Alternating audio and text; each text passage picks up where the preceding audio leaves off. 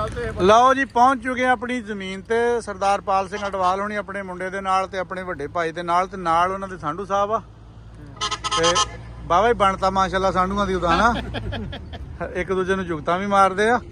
ਤੇ ਪਾਕਿਸਤਾਨ ਚ ਤਾਂ ਸਾਂਢੂਆਂ ਦਾ ਇਹ ਮਾਹੌਲ ਨਹੀਂ ਹੈਗਾ ਤੇ ਮਾੜੇ ਜਿਹਾ ਹੋਈਏ ਥੱਲੇ ਨੀਵੇਂ ਹਾਂਜੀ ਚਲੋ ਇਹ ਜੀ 1 ਮਰਬਾ ਜ਼ਮੀਨ ਸੀਗੀ ਜੀ ਪੂਰੀ। ਅੱਛਾ 1 ਮਰਬਾ ਜ਼ਮੀਨ ਸੀ। ਇਹਨਾਂ ਦੀ ਜ਼ਮੀਨ ਦੇ ਵਿੱਚ ਸਪੀਰੀਅਰ ਕਾਲਜ ਵੀ ਬਣ ਗਿਆ ਜੀ ਇਸ ਵੇਲੇ ਸਰਦਾਰ ਹੋਣੀ ਅੱਛਾ ਸ਼ਹਿਰੀ ਜ਼ਮੀਨ ਸਾਡੇ ਪਿੰਡ ਦੇ ਲੰਬੜਦਾਰ ਨੇ ਮੀਆਂ ਅਬਦੁਲ ਕਯੂਮ ਸਾਹਿਬ ਜੀ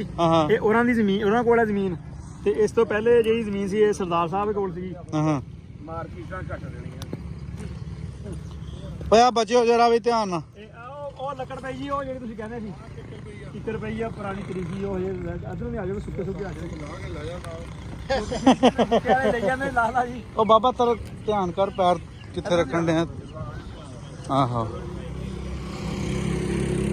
ਲਓ ਜੀ ਆ ਜਿਹੜੀ ਕਿੱਕਰ ਆ ਨਾ ਸ਼ਾਹ ਦੱਸ ਦੇ ਬਾਬੇ ਦੱਸਦੇ ਕਿ ਬੜੀ ਦੇਰ ਦੀ ਪੁਰਾਣੀ ਕਿੱਕਰ ਆ ਜੀ। ਅੱਛਾ ਤੇ ਹੁਣ ਹਨੇਰੀਆਂ ਦੇ ਨਾਲ ਨਾ ਆਪਣੇ ਵਜ਼ਨ ਨਾਲ ਡਿੱਗ ਪਈ ਆ ਜੀ ਆਪਣੇ ਭਾਰ ਨਾਲ ਡਿੱਗ ਪਈ ਆ ਆਪਣੇ ਭਾਰ ਨਾਲ ਡਿੱਗ ਪਈ ਆ ਤੇ ਉਹ ਫਿਰ ਲੋਕ ਨਾ ਹੁਣ ਲਾ ਕੇ ਲਈ ਜਾ ਰਹੇ ਛਿੱਲ ਦੀ ਆ ਛਿੱਲ ਹਾਂ ਮੈਨੂੰ ਲੱਗਦਾ ਮੁਕਾ ਦੇਣੀ ਹੌਲੀ ਹੌਲੀ ਕਰਕੇ ਇਹਦੀ ਅੰਦਰੋਂ ਬੜੀ ਮਸਵਾਗ ਜਿਹੀ ਆ ਇਹ ਲੋਕੀ ਨਾ ਛਿੱਲ ਲਈ ਜਾਂਦੇ ਆ ਬਾਬੇ ਦੱਸਦੇ ਕਿ ਪੁਰਾਣੀ ਨਾ ਜੀ ਇਹ